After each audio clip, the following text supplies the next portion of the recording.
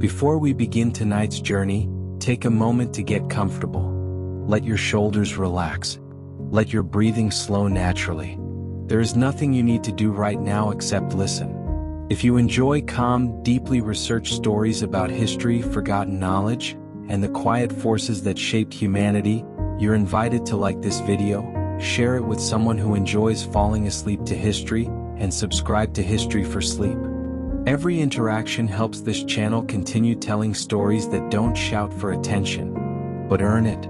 Tonight I want to talk about a map. Not a modern one. Not a satellite image. Not something made with machines. This map was drawn by human hands, guided by human belief, human curiosity, and human limitation. And yet, it changed humanity forever. Most people have never heard of it, and those who have, rarely realize how much of their world was shaped by it.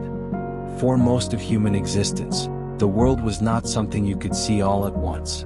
You knew your village, your fields, the nearby river, maybe the next valley over. Beyond that was uncertainty.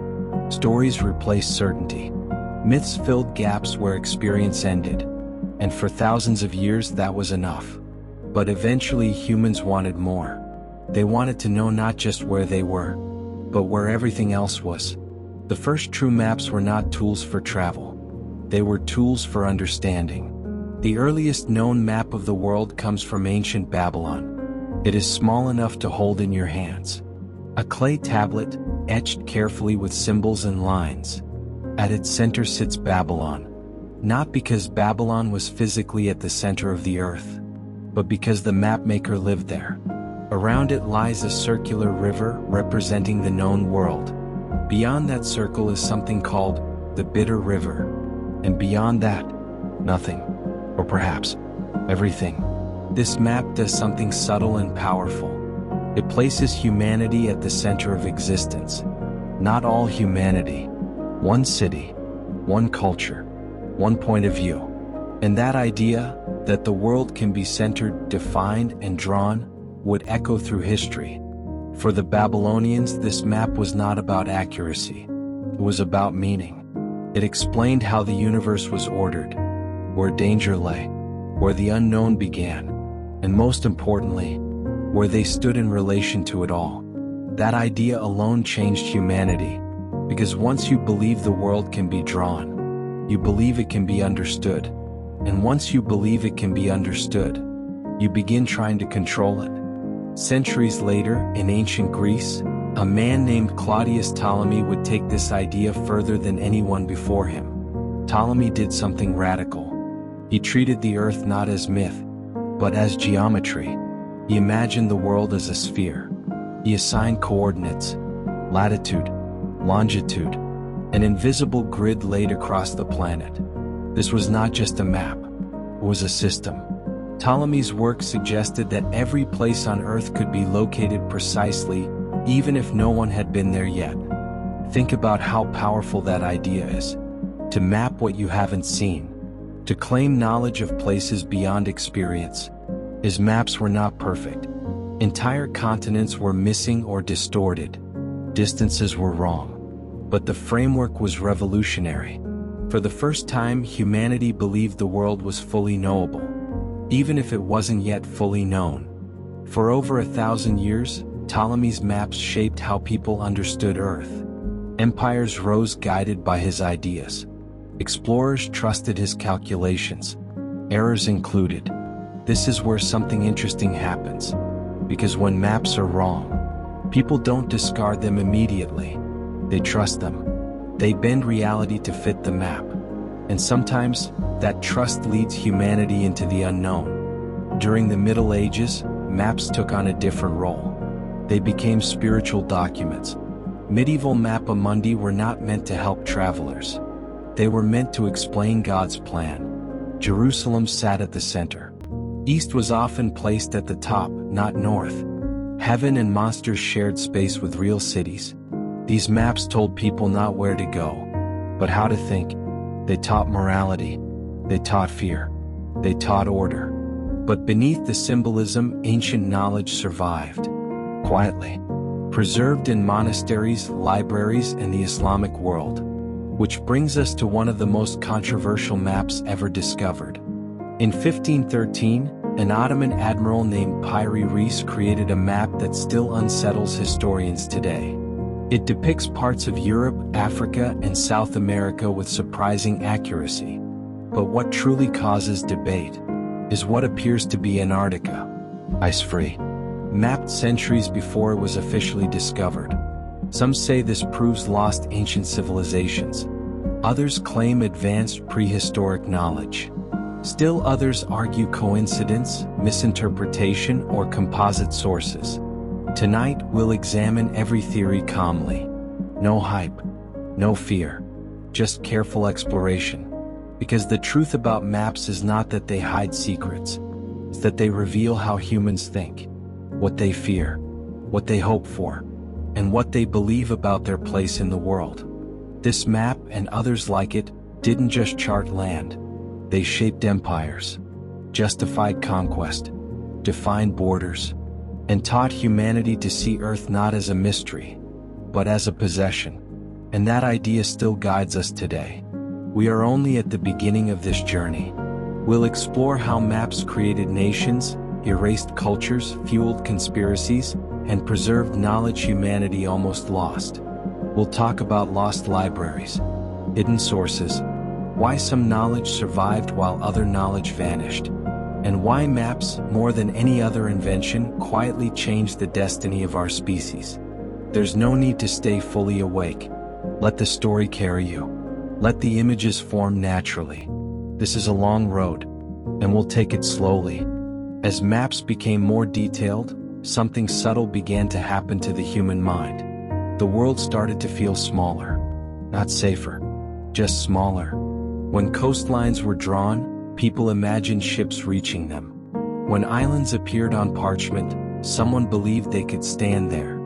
Maps create confidence, even when that confidence is misplaced. For centuries after Ptolemy, his calculations were copied again and again. Errors became tradition. A coastline drawn once would be drawn again even if no one had seen it. A landmass imagined would persist, simply because it had already been written into existence. This is how phantom islands were born.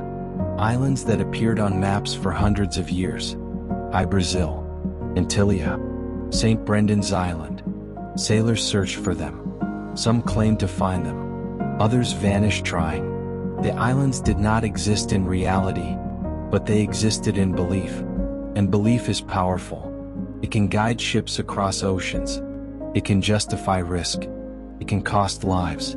Maps are not neutral objects. They carry authority. When something is drawn, it feels real.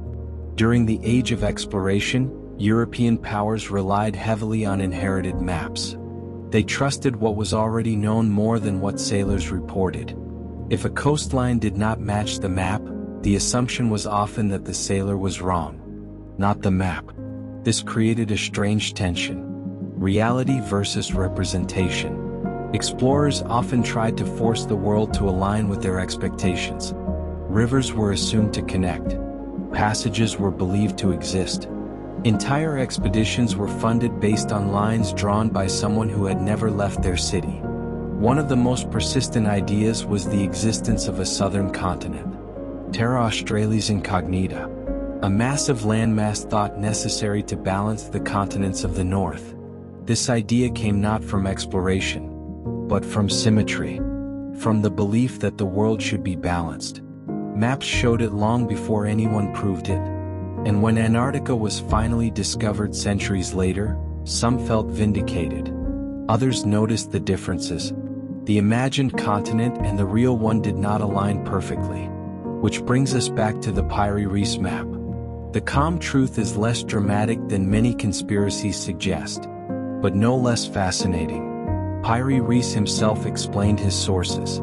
He used older maps, some Greek, some Arabic, some Portuguese, some now lost. This is where mystery enters quietly, because lost sources do not mean impossible sources. They mean forgotten ones. The map does not require ancient advanced civilizations, but it does require a long chain of knowledge, passed carefully from hand to hand, culture to culture. knowledge that survived fires, wars, and neglect. The apparent ice-free coastline may be a misinterpretation, or it may reflect older geographical data. But either way, the map demonstrates something extraordinary: humanity's ability to preserve information far longer than we often assume. Which leads us to the greatest lost collection of maps ever assembled: the Library of Alexandria. We don't know exactly how many scrolls it held, but we know this: it gathered knowledge from across the known world, including geographical records, sailor reports, early maps, copies of copies. When the library was damaged and eventually lost, humanity did not lose all its knowledge at once. It lost redundancy. Copies vanished. Variations disappeared. What remained became fragile. This is why medieval maps sometimes seem confused. They were built from incomplete inheritance, fragments, memory, interpretation. Yet even broken knowledge carried power. Maps shaped borders. They justified ownership. If something was drawn as belonging to a kingdom, that kingdom felt entitled to it. This is where maps became political. A line on parchment could become a battlefield centuries later.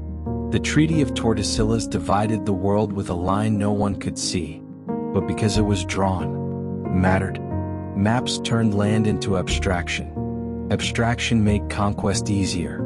It is harder to conquer people you know, easier to conquer shapes, colors, regions, and so maps help build empires, not through violence alone, but through imagination.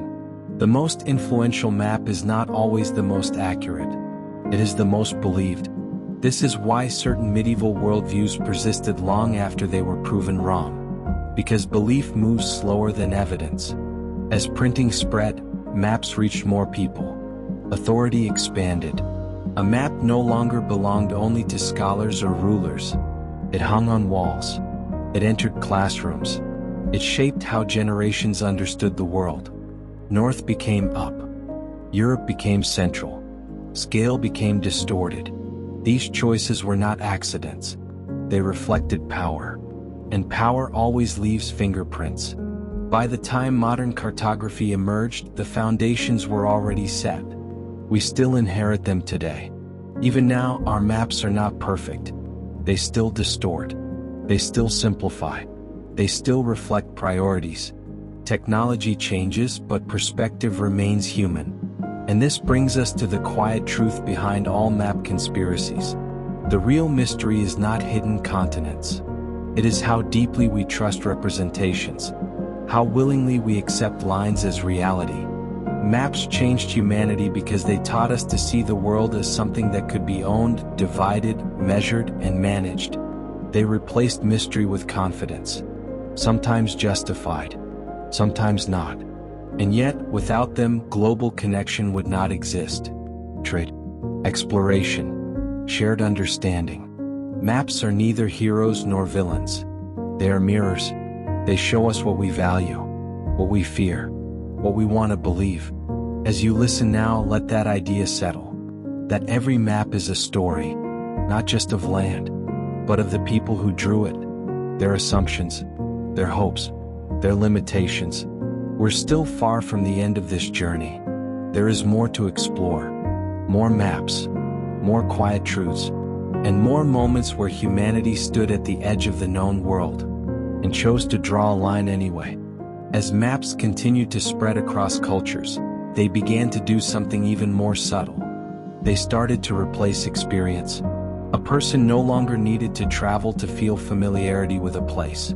They could recognize its shape, name its rivers, point to it on a page.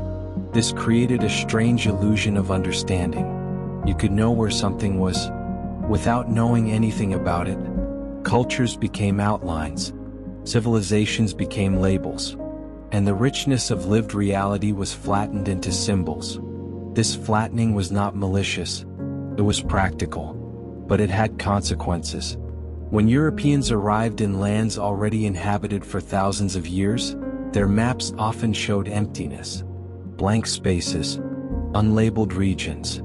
From the map's perspective, nothing was there. And so, in the minds of those who trusted the map, nothing mattered there. This is one of the most powerful ways maps changed humanity. They didn't just show the world, they decided what counted. Indigenous knowledge systems often mapped the world very differently. Not with precise distances or fixed borders, but with stories, landmarks tied to memory, routes defined by seasons, maps sung rather than drawn. These maps were not portable. They lived in people. When those people were displaced, the maps vanished with them. Written maps endured, because paper lasts longer than voices. This imbalance shaped history. It is why some places feel over-documented, and others feel invisible. As cartography became more scientific, accuracy improved, but perspective remained. Projection methods distorted size.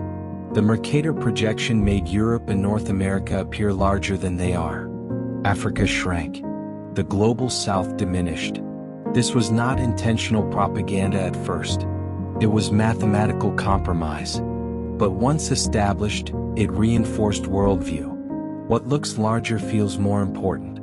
Even today, most people struggle to imagine the true scale of the world. Maps still whisper quiet messages about power, about centrality, about importance. The more you study maps, the more you realize they are not static. They evolve with belief. During times of uncertainty, maps fill with monsters. During times of confidence, they fill with grids. During times of conquest, they fill with flags. This pattern repeats, again and again. One of the most persistent conspiracy theories about maps is that they hide something. That knowledge was deliberately erased. That ancient civilizations knew more than we admit. The calm truth is more nuanced. Some knowledge was lost. Some was misunderstood. Some was never written down. But there is no need for grand secrecy to explain gaps. Time alone is enough. Fire, water, neglect, translation errors. A single missing copy can break a chain forever. The Library of Alexandria is often imagined as a single catastrophic loss. In reality, knowledge faded over centuries. Slowly, quietly, like a language no longer spoken. Maps from antiquity were recopied by hand. Every copy introduced small changes. A coastline smoothed, a distance shortened, a name altered. Over generations, these changes compounded. What began as accuracy drifted into myth, and myth drifted into belief. The most enduring maps are not those that were right, but those that were trusted. Trust is what allows a map to shape reality. People build roads based on it, plan cities, launch expeditions. Trust turns ink into action, and action reshapes the world. This is why maps are among the most influential human inventions. More than weapons, more than machines. They guide intention. They direct movement. They decide focus. Even today, with satellites and GPS, we still argue over maps, borders, names, ownership.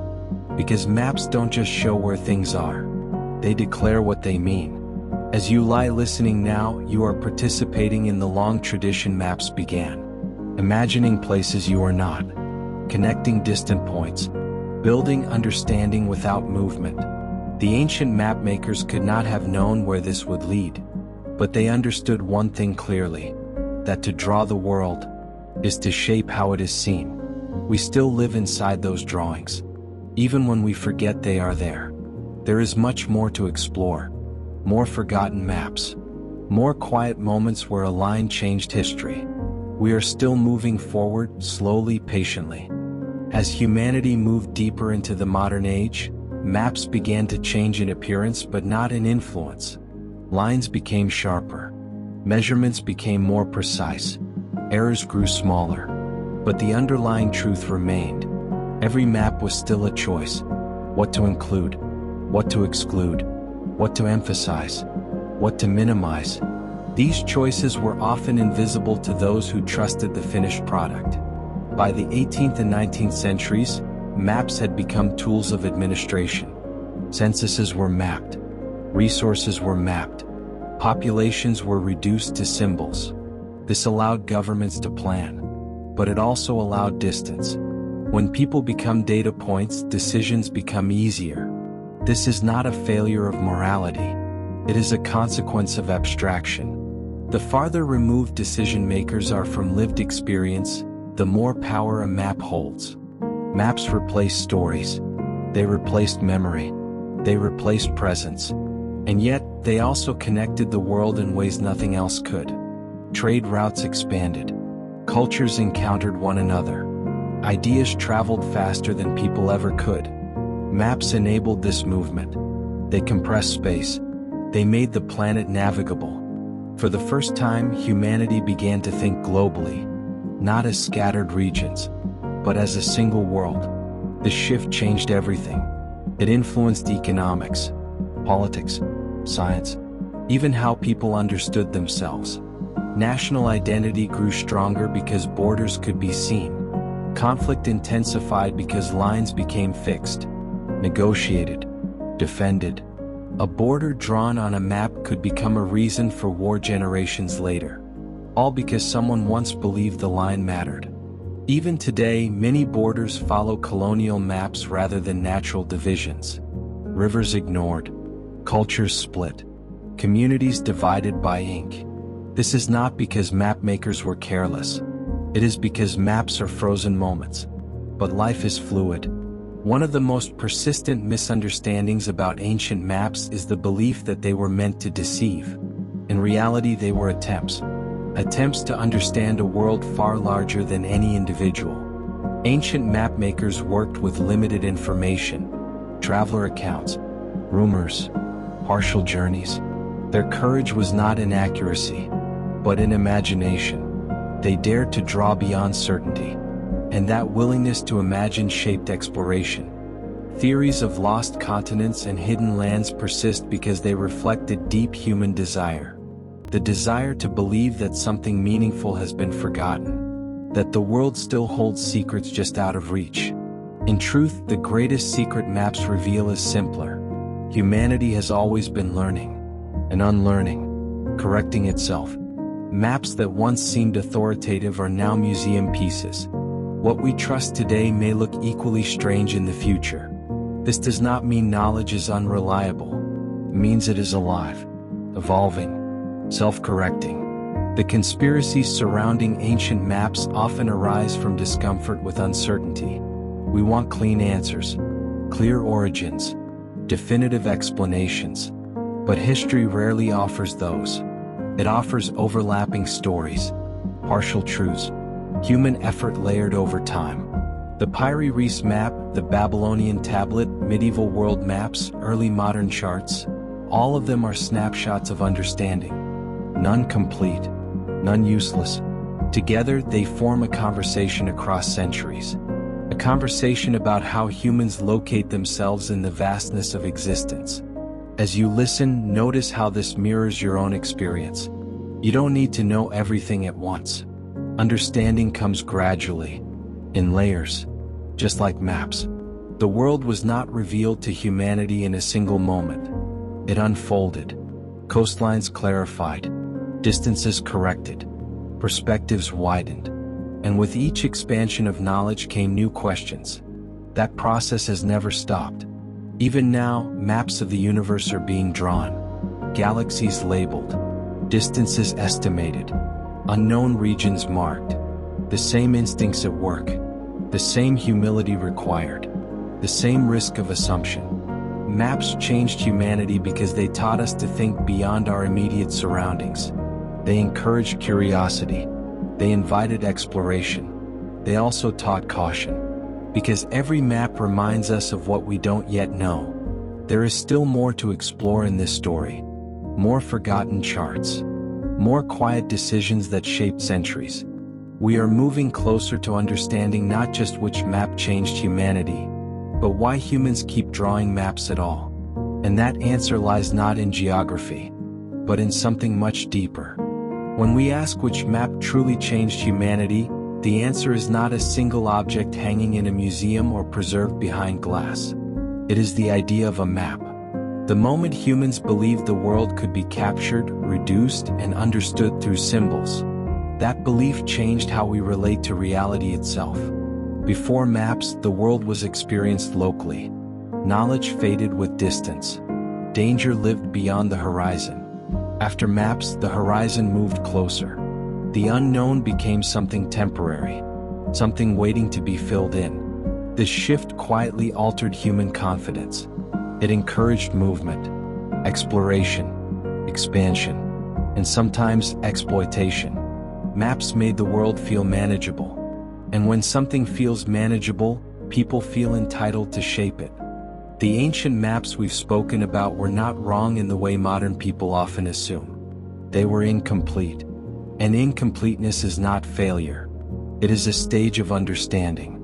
Each generation inherited a version of the world and tried to improve it. Sometimes they succeeded. Sometimes they misunderstood. But each attempt carried humanity forward. Even the myths mattered. Phantom islands inspired exploration. Imaginary passages led to real discoveries. Mistakes became teachers. This is why conspiracy theories about ancient maps endure. They reflect awe, a sense that something profound is hidden just beyond reach.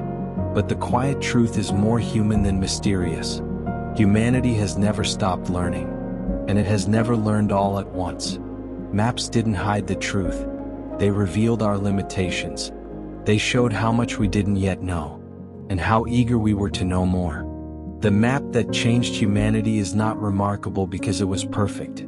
It is remarkable because it was believed. Belief gave it power.